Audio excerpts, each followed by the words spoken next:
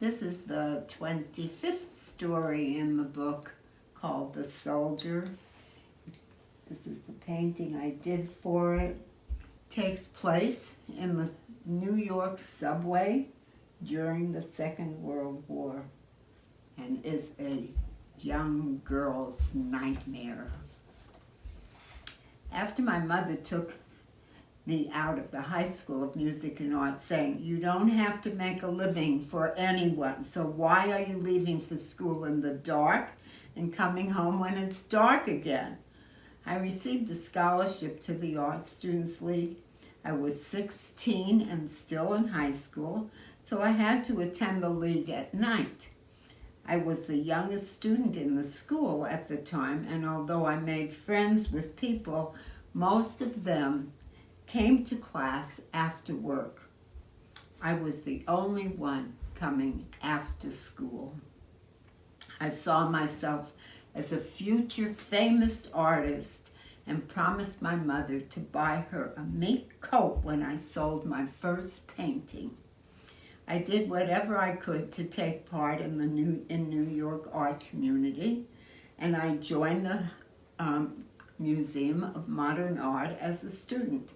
I started watching the museum's film program and went there 3 times a week to keep up with the film presentations. One Sunday, I got all dressed up with a hat and stockings. I felt very grown up and told my parents that I was going to the museum to see the films. I walked to the Avenue U subway station and waited for the train. I needed to change trains 3 times to get to the museum. The trains were pretty empty because it was Sunday. The first train I took was a local and stopped at every station.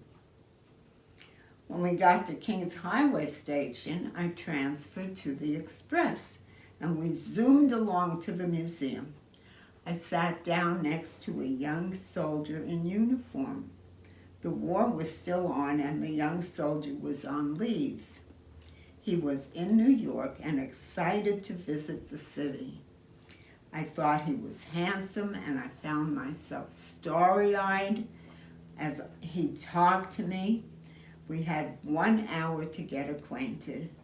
I learned he was 19 years old and had graduated from high school. He came from Iowa.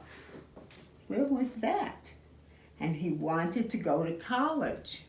His father was a doctor and his mother was a teacher. He asked me questions about my life and acted really interested. I was in love. Just before we got to his station, he asked me for my telephone number. My telephone number? We did not have a telephone.